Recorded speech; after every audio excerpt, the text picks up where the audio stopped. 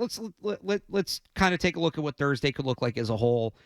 And as we get started, I don't know. Do you have any questions left about that top pick, or are you pretty much locked into that being Cam Ward? Again, he was playing Fortnite. He was streaming himself playing Fortnite. I think it was this week, maybe last week.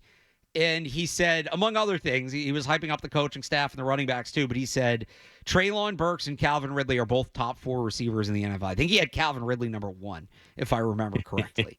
So, any more questions about that one? Or are we No, I think we're set there. All right, Kyle. Go ahead and give him his jersey. Let's hit it with the first overall pick in the Sunday Kickoff mock draft. The Tennessee Titans select Cam Ward. Now, this is where the draft starts. You think the Browns are taking Shedeur Sanders second? Yes. You said earlier. Andrew Berry, the GM, has come out. He has raved about Travis Hunter, and he's compared him to Shohei Ohtani and things like that. As starved as that fan base is for a quarterback, I just think it's a tough sell for the GM to hype this guy up only to take a quarterback that's a question that high. I think they're going Travis Hunter. I'm surprised by it. I thought they would go quarterback. I thought they would maybe take Abdul Carter. I think they're going to go strictly best player available, and I think that they have, based on the way they've talked, I think they have Travis Hunter graded ahead of Abdul Carter on their board. Yeah, I got them at Sanders. I think they need a quarterback so bad. I think look, when you go out and you invest that much money in Deshaun Watson, even after all the stuff that he went through, that to me says you're starving for a quarterback. No matter what, you're willing to do anything to get the right quarterback in there. And I still think they're just as hungry as they were when they got Deshaun Watson. So I think they're going to take Sanders. My only thing is, just to quickly interject, is Stefanski's plan Kirk Cousins for this upcoming year and draft a developmental quarterback behind that in the later rounds, but just grab the star up top? Yeah, look, that's a good point, Kyle. I think Cousins is potentially in play there. I don't think he's going to want to stay in Atlanta. Why not make the trade yet? I wonder if Cousins is waiting because he doesn't want to get Penixed again. Exactly. And he doesn't want to get traded there, and then they take Sanders. Now he's got to do this again. I think they're going to add Kirk Cousins. I do. Do you leave any room for that, Cerrone, or do you think they're locked in on Sanders? I think they're going to get Sanders either way. Kirk Cousins, I think, will be at this stage of his career. He's not Jacoby Brissett. At this stage of his career, he's that kind of guy that you put in there, and he's a bridge quarterback. I think that's where he's at right now, and I don't think he's going to find a situation where he's going to be the long-term answer at quarterback or on any team in this league. So I think either way, I think they're going to take the quarterback here. And if he sits behind Kirk Cousins, I can see it. But Kirk Cousins, like the old timers say, he'll have one foot on a banana and the other foot in the grave. See, so I don't think he'd accept that trade. I just think he would. Oh, that deal, yeah. All right, so we're this is where we split here with the second overall pick. I am taking Travis Hunter, Browns. I think that's the pick. You are taking Shedeur Sanders. Giants at 3. Who do you got? Travis Hunter. Okay. So you have Travis Hunter going to the Giants. Over Abdul Carter. Yeah. That one makes, I think if they're both on the board, he just makes more sense. I think they are in a position where need can be a tiebreaker. Whether it is a wide receiver or corner, that's more of a need for them than edges. So if it goes the way you think it's going and it's 2 quarterbacks off the rip, then I think Travis Hunter is the pick. I have the Browns taking Travis Hunter second, though, so I am going Abdul Carter with the third pick. So we're split there again with the third overall pick. Cerrone taking Travis Hunter, and I am taking Abdul Carter. All right, on the clock, 4th overall pick. Who do you got? Abdul Carter on the board. Do the Patriots pass on him for a tackle, Cerrone, or do they take the best player available? I think they go with this. According to my mark here, Abdul Carter is a New England Patriot. I got Abdul Carter going to the Patriots here unless somebody comes in and a trade is popped up and you can slide back a little bit and still get your tackle. But as right here, the way I have it, Abdul Carter is a New England Patriot. Yeah, I just don't. Even if Carter's there, I don't think the trade is there. Because to make that trade, you need to get a future pick. And nobody's going to give up future picks this year because of the weakness of this draft and the projected strength of the next draft. So you are going Abdul Carter. He is obviously off the board for me. I've said it. I think the Patriots are taking. And this is predictive, by the way. This is not what would I do in their shoes. We are doing what we think will happen. Based on the teams in front of, right. And that's all these, right? What we think will happen. Will Campbell at 4. So after the first pick, we still haven't gotten synced back up. Cerrone with the 4th overall pick takes Abdul Carter to the Patriots. People would be very happy. You should be very happy if that's the pick. And I'm going Will Campbell, 4th overall. People should be happy if that's the pick. Yeah. You get a guy that's going to play outside of quarterback, the hardest position to find talent at in the league. Maybe it's not the second most important. You could argue it's third. I don't think it's past that. Think about it this way. There are less than 32 human beings on the planet that can play left tackle at a starting caliber level in the NFL. It's like 10 of them. Right. Will Campbell can do it. I truly believe Will Campbell can do it. Is he going to be the greatest tackle of all time? No.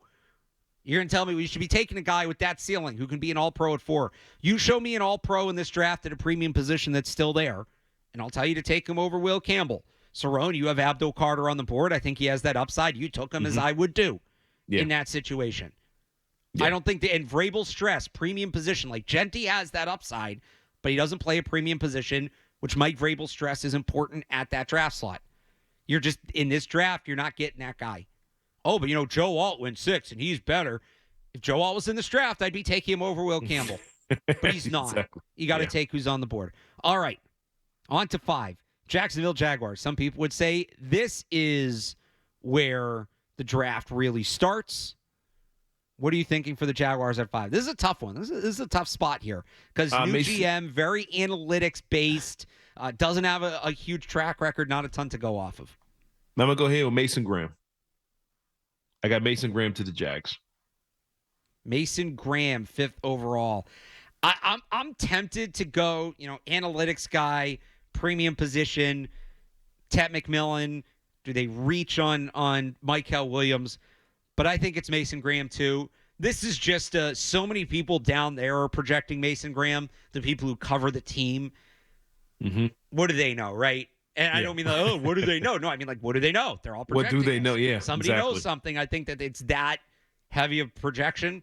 Maybe that's weak to base it off of, but I think that if they're down there and they're picking that, they know something. So back on track here, both of us with the 5th overall pick in the Sunday Kickoff mock draft. Mason Graham to the Jaguars. Okay, here we go. I think this is where we enter Ash and Genti territory. This is another one that's very heavily mocked. I don't think it's exclusive, but it's very heavily mocked. The 6th overall pick, the Raiders. How do you see this one going, Cerrone? I got Genti, man. There's too much smoke. Too much smoke with Genti going to Vegas. I got Genti here. I'm conflicted. It's such a Raiders pick. It is. But a running back going 6 is hard to imagine. Ted McMillan's there on the board. They need a wide receiver. I'll give you a take. We saw, what year was it? Had to have been 15 years ago now, right? Michael Crabtree. And look, Ted McMillan is not the prospect that Michael Crabtree was. Not even close. It was 2009. Wow. Yeah, it was 15, 16 years ago. Ted McMillan's not the prospect that Michael Crabtree was, obviously. But Crabtree was the clear top receiver in that draft. Clear. Nobody was debating it. And what do the Raiders do? They look at the 40 time and they make Darius Hayward-Bay the first wide receiver off the board. Similar thing with Ted McMillan and Matthew Golden. Am I being nuts here, Cerrone, thinking that, putting that connection together? But no, I think it's going to be Ash and Genti. We know that Pete Carroll wants to run the football. Yeah. I think they take the plunge. Would not surprise me if they trade out, because if there's a great running back and you want to capitalize on the value of a great running back being on the board without using that high pick on a running back, you trade the pick. That's how you capitalize on the value and not make Ash and Genti like the 5th highest paid running back in football with the rookie contract. But I'll go Ash and Genti. So both back on the same track. Ash and Genti at 6 to the Raiders. The 6th overall pick in the Sunday Kickoff mock draft. All right, 7, the Jets. Do the Jets get it right, Cerrone?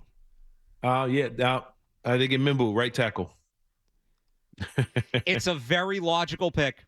It's a very logical pick. It's their biggest need. They need a right tackle. They don't have the concern about him flipping sides.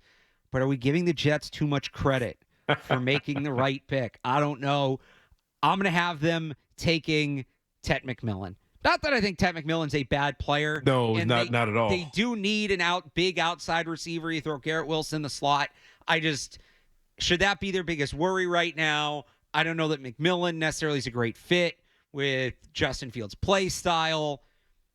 Good player in a bad situation. We've seen the Jets do that time and time again. So we're going to split here again. Cerrone is taking Armand Membu, 7th overall to the Jets. I am projecting Tet McMillan, 7th overall to the Jets in the Sunday Kickoff mock draft. At 8, the Carolina Panthers. This one can go a whole bunch of different ways. This is where things really open up. Who do you think for the Carolina Panthers? Tet McMillan. All right. Bryce Young gets his guy. They need a receiver. You look at that wide receiver depth chart. I like some of what Xavier Legette did, but he needs Bryce Young needs a whole lot more help than that. McMillan and Legette, I think there's good complementary play styles there. It's a good pick, Cerrone. I like it. It makes sense. I would have it if I didn't have the Jets taking McMillan at 7. I'm tempted to go Jalen Walker here. He's such the prototype of a Panthers linebacker. And their defense was horrible. And their defense was bad, but I think you got to build up the young quarterback. So I'm gonna go a little off the board here, Cerrone. I'm gonna make a bold prediction. It's kind of off a bold prediction I made earlier. I think Matthew Golden's gonna go higher than expected. Okay. Matthew Golden to the Carolina Panthers at 8. Maybe they trade back. Maybe they trade out of that. But I'm going Matthew Golden to players at 8, to the Panthers at 8. We're having some fun with that. At 9, the Saints. This is another one that can go a whole bunch of different directions. I stared at this one for about a half hour today, but this is my bold one here.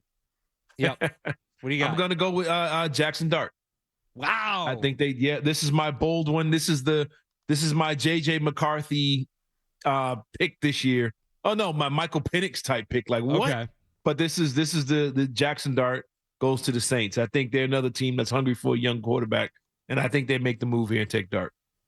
Yeah, it's an interesting one. And it's tough to trade back. It's tough to trade back, and unlike the Browns and the Giants, they maybe don't have the ammunition to jump the Steelers at 21 or to jump into the mid-20s and get the quarterback and risk them falling. So if you believe in Jackson Dart and you're the Saints, that might be where you have to take him.